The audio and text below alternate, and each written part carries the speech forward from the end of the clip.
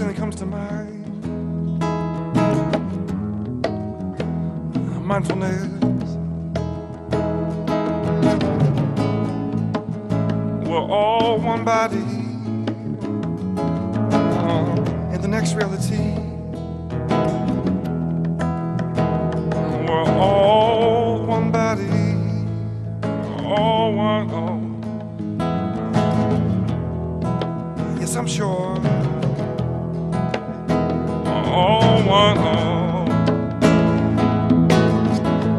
All one body. Yes, I'm sure. Yes, I'm sure. Oh, let's be all this. Let's be more. Oh, come on, let's be all this. Let's be more. Come on, let's be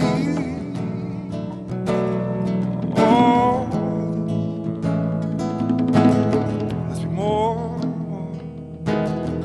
We're all one. All I want to be.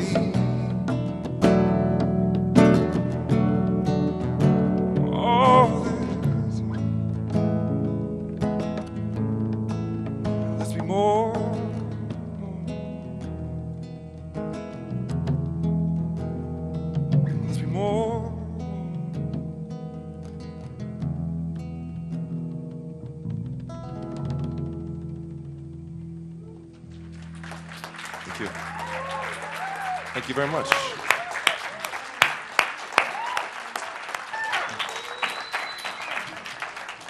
I just feel a little more hip and cool being in their midst. Right? Is it just me? No, it's all of us. We're all kind of sliding out of here like, yeah. So it's nice to be back.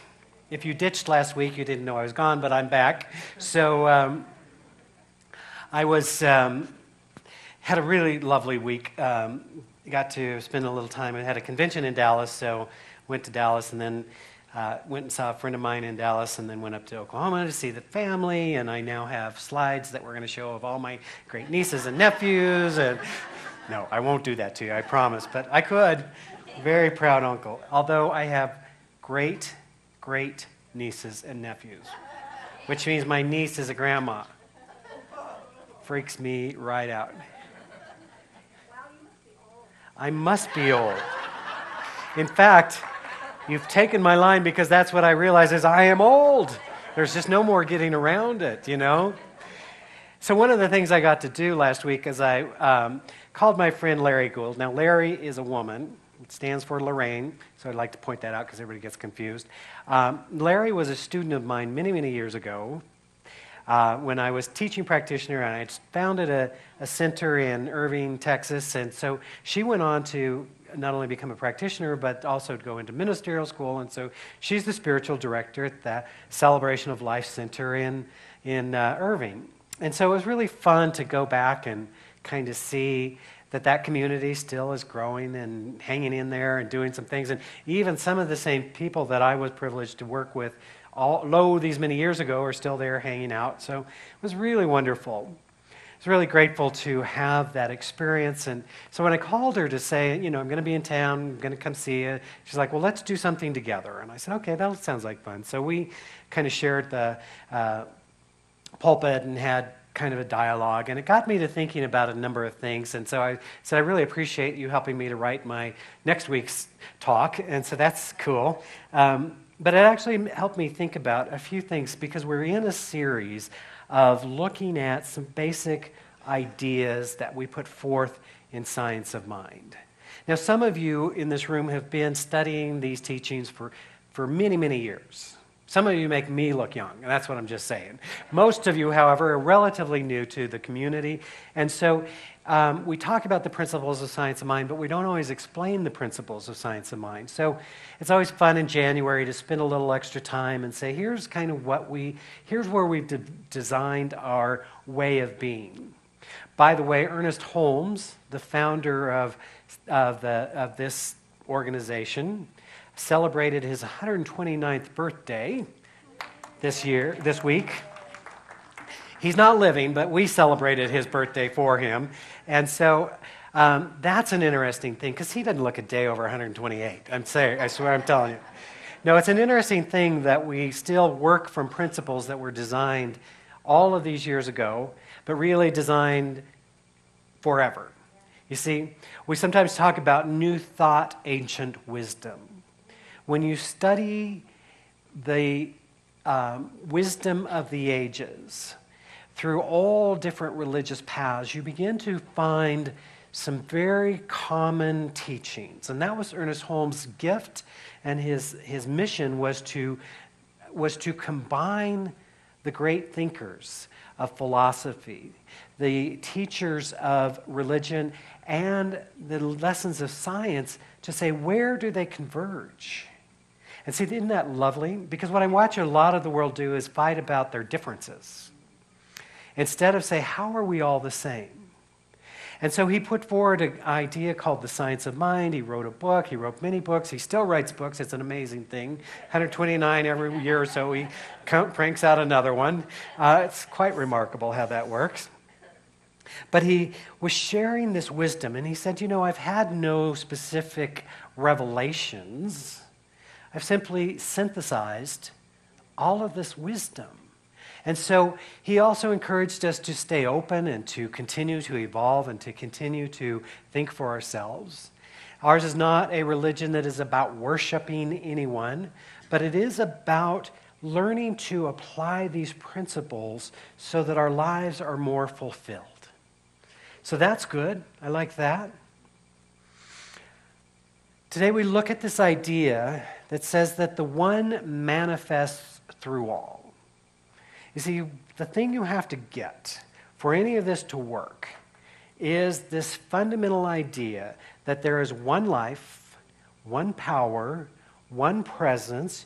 You could even go so far as to call it one God, but then we get all freaked out, so we'll just avoid that. One divine intelligence that is the source and animating force of everything that is.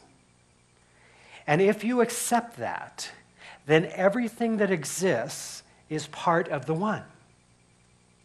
Now, I know I've had moments where I felt there was the universe and me, right? Trying to overcome, trying to direct, trying to make something happen. That's a feeling that we have that's not true. Because when we begin to realize this, we realize that we live and move and have our being in the one life, and therefore our inherent power lives there. Now, some of you know that I was a Baptist by birth. We didn't fit very well. Not because I didn't love a lot of the teachings, but because there were some rules and I didn't fit those rules very well at all. And so I began a quest, which was really quite lovely, but I have a basis in Bible. So I always like to share Bible stories. Now, some of you have heard of this one. It's about Adam and Eve. Heard this? Not Adam and Steve. No, I'm kidding. Could have been Adam and Steve, actually, because here's how we want to look at this from a little more expanded point of view. If there's any good Bible people in the room, bear with me, we'll get through it. Because here's the story. Now, having grown up from a literal point of view, it was confusing. Having evolved to a way of looking at it mythologically, metaphorically, it makes some sense. So let us take for a moment this idea that here's Adam and Eve, and they've been created and they're living in paradise. It's fabulous. It's beautiful. There's all kinds of things. They're naked. Working it. No body issues. Just here I am. And they're frolicking about, and they're having a lovely time, and all is well, and life is good. And there's just some simple rules. You see, because in the garden, if you want to read the story, it says there's two trees. One is the tree of life. Wow. The tree of life. I'd like to have a tree of life in my yard. I think that'd be cool. And then there's another tree. And that is the tree, not an apple tree, just in case you can go check this. But there is a tree of the knowledge of good and evil. The knowledge of good and evil. And so the divine says to them, listen, you get to hang out in paradise, you get to be naked, you get to have all of your needs met, it's lovely, just don't move and eat from the tree of the knowledge of good and evil. Well, what do? Right? If you have kids, you know. You say, don't play in the street. 5 minutes later, there they are. All they heard was street, right? So they couldn't help it. And of course, there's the snake, the serpent, like, hey, dude, come here, right? Which could be representation of our ego, I'm just saying, because our ego always wants to believe in duality. And so think of this as the tree of duality, the tree of oneness, the tree of life, the tree of unity, and the tree of duality. And once they eat from the tree of duality, then they start to perceive life from the level of duality. Oh my God, we're naked. Before it was cool. Now it's like, oop. Right? Oh my goodness. And now we're going to experience all these things and but so just bear with me for a moment. If this were just a metaphor, what if it was just a way of looking at it? Isn't that how it is? If you've had moments where you've sensed the oneness of life and you've known your oneness with it and you've recognized that this divine intelligence is working through you,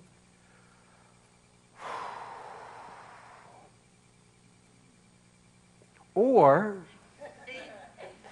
we move into that level of thinking, ego-generated, about how everything is good or bad, good or evil, God or the devil, this or that, right or wrong, and we move into that thinking that sees everything as opposites. And then we're trying to play that game. And we struggle. So perhaps this lesson is teaching us that there is a way of being that sees reality from a unitive point of view. Now, I do believe in polarity. You see, what I know is that electricity works because there is a positive and a negative charge, right? They balance each other. The Taoists have taught us through the symbol of the Tao this yin and yang process, that within the one, there is polarity, and the poles balance each other. So within that, there's light and dark, there's masculine, there's feminine, but it's all part of the unified whole. They're not two separate powers. And our lives are about finding our way in that state of balance and grace. Now, you'll notice that as soon as Adam and Eve decide that they're going to partake of this life of duality, the very next thing that gets introduced in the creation story is blame. It was her. I was just minding my own business, and she's like, oh, you got to have this fruit, and blah, blah, blah. And men have perfected and practiced this for many, many years.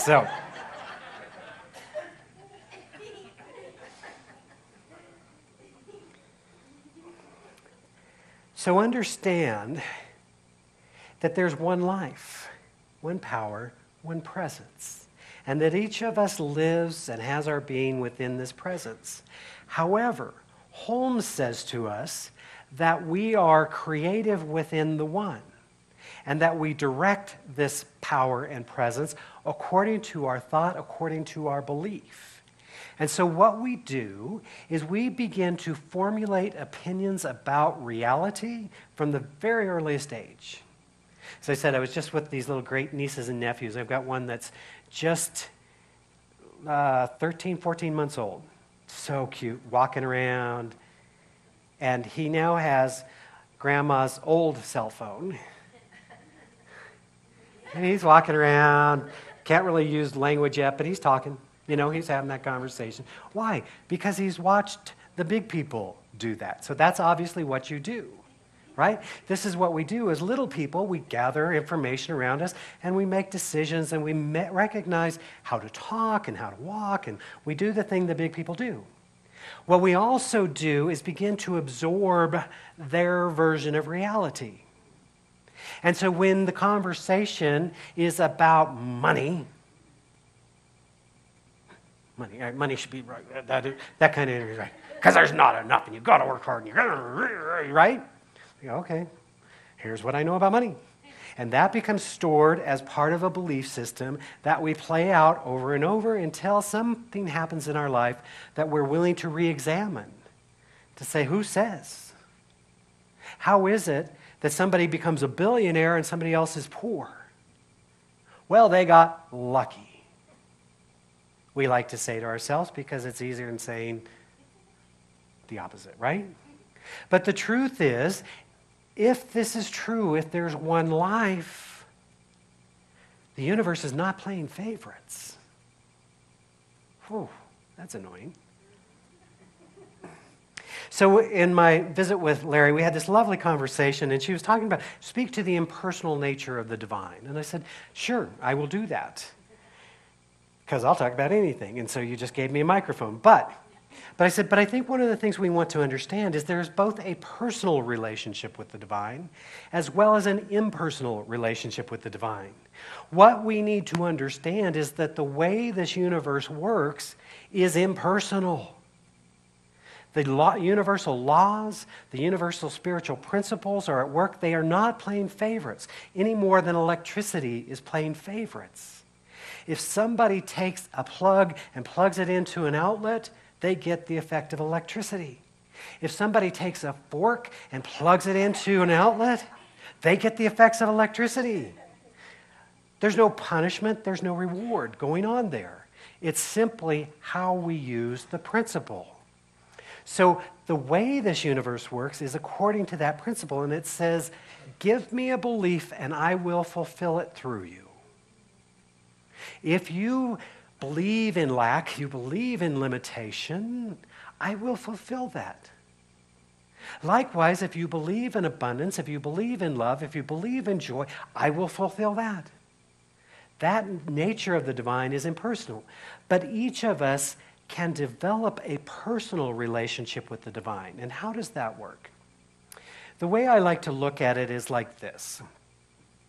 That somehow when we are gardening and we are planting, we take a seed, whatever kind of seed it is, and within that tiny little seed, there is an intelligence that knows how to become itself. And so we plant that seed in soil, we cultivate the soil, we do the things, we give it water and nutrition and sunshine, and lo and behold, that tiny little seed becomes this magnificent plant. How does it do that? I have no idea. But I do know that's what happens. Likewise, I like to think of the idea that each one of us has a God seed within us. And that God seed knows our highest good. It knows how to fulfill itself. And so when we become more actualized, we're simply allowing that divine wisdom that is within us to reveal itself. So when we talk about spiritual visioning, about how we can contemplate our own oneness with this universe and ask the universe, ask this divine intelligence, what's the highest vision for my life? What's the greatest possibility? And then as part of that process, we begin to ask ourselves, how must I grow? Who must I become in order for that to be realized? And wisdom comes to us. So that's a very personal relationship, even though the nature of how it fulfills itself is impersonal. Gravity is not playing favorites, works for all alike. And we can either be mad about that, or we work with it. So wisdom says to us, then if that is the nature of how it is, if that is the nature of how it works, then we would do well to use the inherent power that we have to be constructive in our thought and in our belief. Ernest Holmes wrote that in the science of mind, we learn that persistent constructive thought is the greatest power known and the most effective. If the visible effect in our lives is not what it should be, if we are unhappy, sick, and poverty-stricken, we know the remedy. The truth is always the remedy. And the truth is that law of liberty is the only real law. When we reverse the process of thought, the effect will be reversed. Hooray, they cried. Okay, you can cry hooray now. Hooray, they cried. Thank you. So here's how it works. So I had this experience just this last Sunday. I'm in Dallas doing my convention thing downtown. Sunday morning rolls around. And so I'm going to go visit my friend Reverend Larry at the Celebration of Life Center in Las Colinas, which is in the Irving area, if you know that, if you know Texas or the Dallas-Fort Worth area. Now, when we started that work, we were in the Las Colinas area. Then they moved down to downtown Irving. And then in my conversation with Larry, she said, we've moved back out to Las Colinas. We've got this lovely little spot. You'll love it. I said, cool. So Sunday morning rolls around. I check out of the hotel. I get in my car. I take my friend, who I take everywhere with me. Some of you may have the same best friend. Her name is Siri. You know her? I don't know what the Android version of Siri is, but this voice that lives in our, And I do what I do now. Because I'm cool, I'm hip. I don't need no stinking map, right? So I said, Siri, find directions to the center or Celebration of Life Center in Irving. You know how she is. And so she begins to direct me, turn right, turn left, which is good because downtown Dallas is crazy making. But, and so I'm on my way. And as I'm going out there and thinking, now I know I lived there for a while, so I know my way around, even though a lot of it's changed, thinking this is not taking me where I think we're supposed to go. So I stop and I said, Siri, find this. Now I can look at it. I put on my glasses because, now I can see. And it turns out there's 2 entries for Celebration of Life Center in Irving. And Siri was taking me to the old location. There's things I could say, I won't. So I plugged in the correct coordinates, and guess what? Lo and behold, I entered into a new realm of paradise, and I had an experience of being in the location that they actually meet. And you're thinking, why is he telling us this story? Let me tell you why I'm telling this story. Because in this lies universal spiritual principle that we can understand today. A false belief, an old worn-out information believed in and followed will take you to that location. Siri was not mad at me. Siri was not trying to sabotage me. Siri was not getting even for all the mean things that I've called her over the years.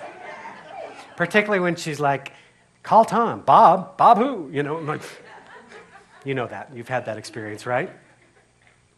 This was nothing personal. It was just faulty information. Sure, there's no relevance for you, but I had some real insight and awareness around here because had I not been willing to question the information, I would have ended up at the wrong location. Now, I, like Larry, don't know how you ever get anything out of the internet once it's in, right? But it was like, aha. Now, once I re-entered the correct information, she took me right there. Thank you, Siri. Had a joyful and wonderful experience. So I say unto you, my friends. See, I think if Jesus were going to speak truth to us today, he would not talk of loaves and fish. He'd talk about internets and all that kind of stuff because it's what we understand. There's nothing personal in the universe trying to mess up your life. But a belief in the wrong information will still take you to the wrong location. So you say, okay, universe, I choose to profoundly believe in there's not enough for me. Cool. Can do that. Gotcha. Let me prove you right. Let me share with you experience after experience that will prove your fundamental belief. But just as easily, this is the good news, just as easily, we can change the coordinate. Now, it does take some practice, it does take some time, and it does, my friends, take a willingness to be willing to re-examine what we believe to be true. Now, herein lies the rub. Many people are unwilling to examine their fundamental belief. Some will even go far as to show you their evidence. All men are jerks. I know because I've married 5 of them. Proof. Ba-dum. Right? Course in Miracles teaches us this wonderful line. It says, would you rather be right or would you rather be happy? Some of us are like, I don't know, is there another option? Is there a C available? Because I'd like to be happy, but really, do I have to let him be okay? I don't, seems a heavy price to pay. Right? So, here's the good news. The one expresses through all. It's not playing favorites. Ernest Holmes once said that the universe, or actually Emerson said, the universe lies in silent repose. Just waiting our recognition of it. You see, we have tremendous power. We have tremendous capacity. We have our own built-in GPS system. But sometimes we don't give it coordinates. Now, here'd be fun. I've never tried this, but fun experiment. Siri, take me somewhere.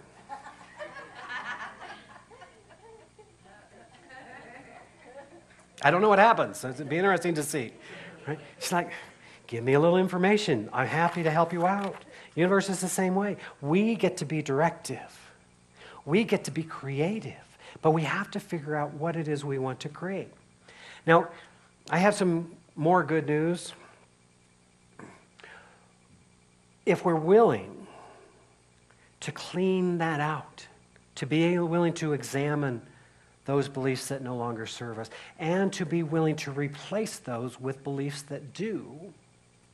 You see, it's not enough just to figure out what the limiting belief is. Many of you could tell me what your limiting belief is. If we were to have that conversation, we won't. But if we were, but you haven't perhaps yet gone as far as to define the new belief that you would choose, and then to anchor that into consciousness. So we got to do some house cleaning. We got to say, you know, this belief is no longer serving me.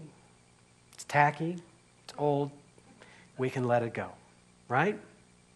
And in its place, I will choose the life that I want, of what it feels like to be an empowered, authentic person, of what it feels like to have a life filled and overflowing with love and abundance and joy and all good things.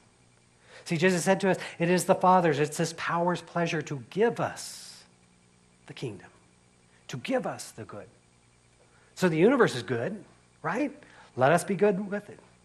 So first we have to be willing to release that. Secondly, we must be willing to look at how we must grow and evolve.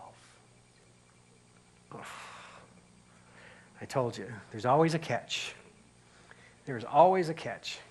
Because you see, I kind of like the Adam and Eve story because one of the first new things out of dualistic thinking gets to be blame. It was her. God shows up. It was her.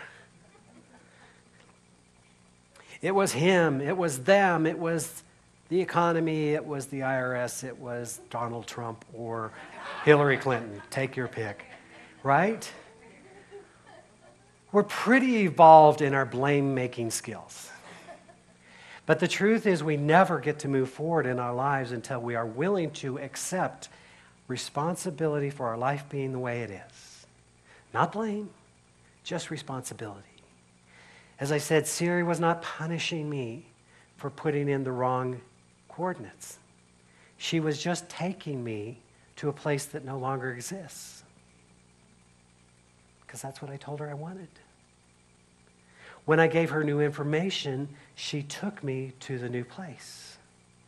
The new information is that we have to be willing to experience our divinity, to own it, that we are one with a universal intelligence and power that is directive by our own consciousness. And so when we're looking at visioning, we say, what is my highest possibility? And the next question we ask is not who must change in my life for me to have it. No, no, no. But rather, how must I grow? Who must I become? What must I release in order to fulfill that vision? You see, Ernest Holmes said to us very powerfully, we can't spend our entire time contemplating lack and limitation and expect to demonstrate abundance. We must surround ourselves with abundant thinkers. We must infuse ourselves with a way of being. So great spiritual teachers through the ages have taught us the secrets. We would do well to read their works. We would do well to spend more time with great spiritual thinkers and less time with people that are just like us. Right? So the good news is the universe is simply waiting. The great cosmic Siri of the universe is simply waiting for correct instruction. And when we move into that place, then just as easily as it went wrong, it goes right.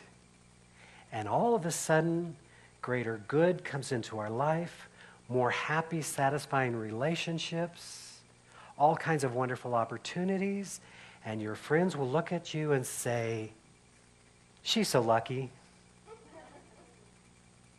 Right? Because that's the way the world thinks. We don't think that way. We go, luck, schmuck. Took a lot of inner work, and it was worth it. So here's what I want to say to you today. The one expresses through all. This one manifests itself in, through, and as all of creation. You are the co-creative being in your life. When you're willing to accept responsibility and rejoice in that choice, it's just as easy to do it right.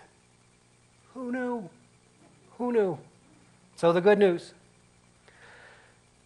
is that you are powerful beyond measure. You are capable. You are the divine in expression. Let us rejoice in it. Let us take a moment to move into spiritual intention and prayers. I invite our practitioners forward. Again, I invite you, if you are wanting to know the truth and want somebody to join you in that, these souls are standing by to know that spiritual truth and reality with you.